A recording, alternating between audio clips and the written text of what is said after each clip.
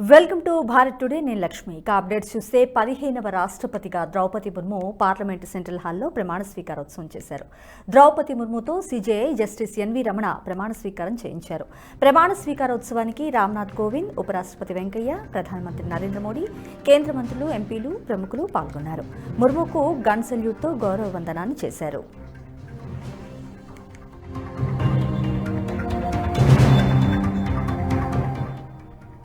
ప్రమాణ స్వీకారం తర్వాత ద్రౌపది ముర్ము జాతినుద్దేశించి ప్రసంగించారు.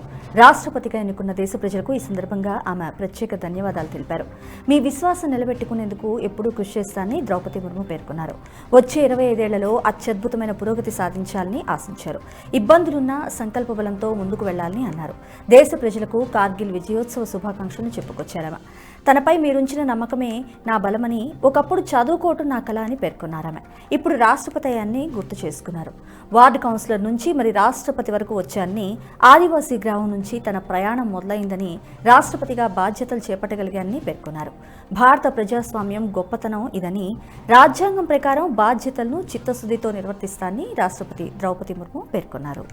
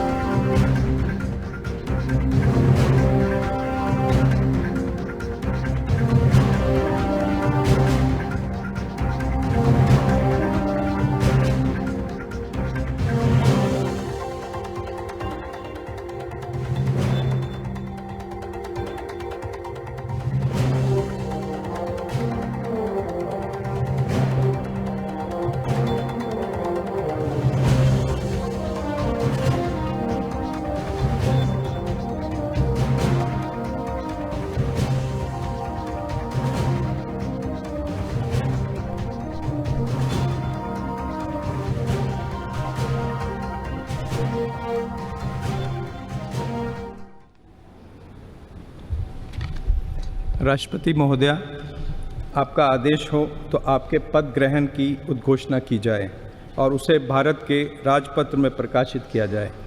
इसकी सूचना प्रमुख सेना केंद्रों तथा विदेश स्थित सभी भारतीय मिशनों, राज्य सरकारों तथा संघ शासित प्रदेशों क्षेत्रों के प्रशासकों को भेजी जाए। भारत सरकार के सभी मंत्रालयों और विभागों को भी सूचना तथा आवश्यक आदेश जारी करने हेतु भेजा जाए।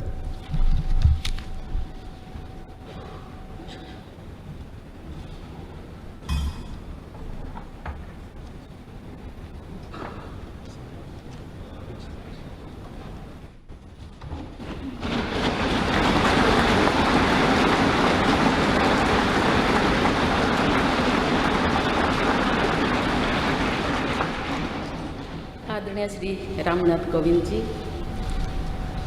उपराष्ट्रपति श्री एम वेंकैया नायडू जी, प्रधानमंत्री श्री नरेंद्र मोदी जी, लोकसभा के स्पीकर श्री ओम बिरला जी, चीफ जस्टिस एनवी रमन्ना जी, सम्मानित सांसदगण, अन्य महानुभावों, देवियों और स्वजनों तथा मेरे प्यारे देशवासियों, सभी को जोहार।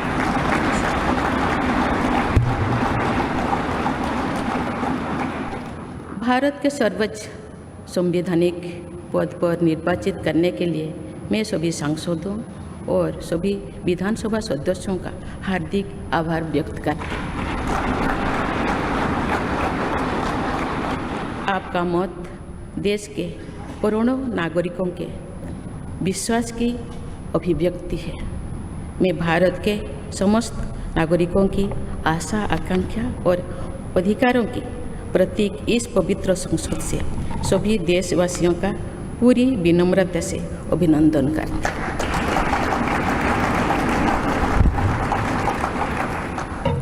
आपकी आत्मीयता, आपका विश्वास और आपका सहयोग मेरे लिए इस नए दायित्व का निभाने में मेरी बहुत बड़ी ताकत रहेगी। मुझे राष्ट्रपति के रूप में देश ने एक ऐसे महत्वपूर्ण कालखंड में चुना है जब हम अपनी आज़ादी का अमृत महोत्सव मना रहे हैं।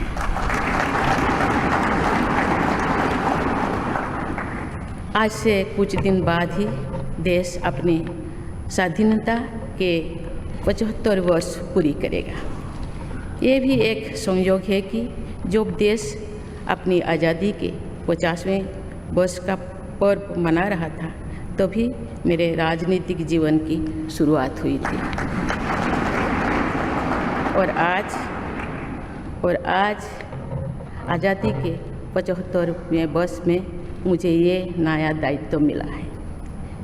इस ऐतिहासिक समय में जब भारत अगले 25 वर्षों के विजन को हासिल करने के लिए पूरी ऊर्जा से जुटा हुआ है, मुझे ये जिम्मेदारी मिलना मेरा बहुत बड़ा सौभाग्य है। मैं देश की ऐसी पहली राष्ट्रपति भी हूँ जिसका जन्म आज़ाद भारत में हुआ है। हमारे स्वाधीनता सेनानियों ने आज़ाद हिंदुस्तान के हम नागरिकों से जो अपेक्षाएं की थी उनकी पूर्ति के लिए इस अमृत काल में हमें तेज गति से काम करना होगा। इन 25 वर्षों में अमृत काल की सिद्धि का रास्ता 2 पटरी पर आगे बढ़ेगा, सबका प्रयास और सबका कर्तव्य। भारत के उज्जवल भविष्य की नई विकास यात्रा हमें सबके प्रयास से करनी है, कर्तव्य पथ पर चलते हुए करनी ही है। कल यानी 26 जुलाई को कारगिल विजय दिवस भी है। ये दिन भारत की सेनाओं के शौर्य और संयम दोनों का ही प्रतीक है।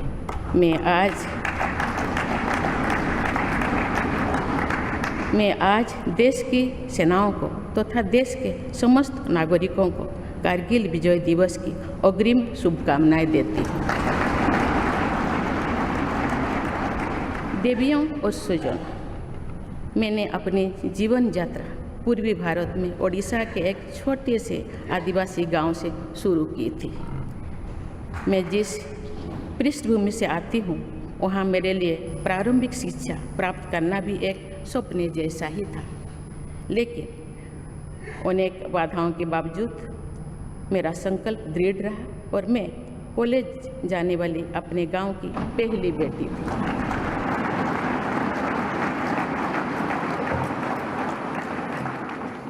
मैं जनजातीय समाज से हूँ और वार्ड काउंसिलर से लेकर भारत की राष्ट्रपति बनने तक का अवसर मुझे मिला है। ये लोकतंत्र की जननी भारतवर्ष की महानता है। ये हमारे लोकतंत्र की ही शक्ति है कि उसमें एक गरीब घर के पैदा होने बेटी, दूर सुदूर आदिवासी क्षेत्र में पैदा हुई बेटी भारत के सर्वोच्च संवैधानिक पद तक पहुंच सकती है। राष्ट्रपति के पद पहुंचना मेरी व्यक्तिगत उपलब्धि नहीं है, ये भारत की प्रत्येक गरीब की उपलब्धि है। मेरा निर्वाचन इस बात का सबूत है कि भारत में गरीब स्वप्न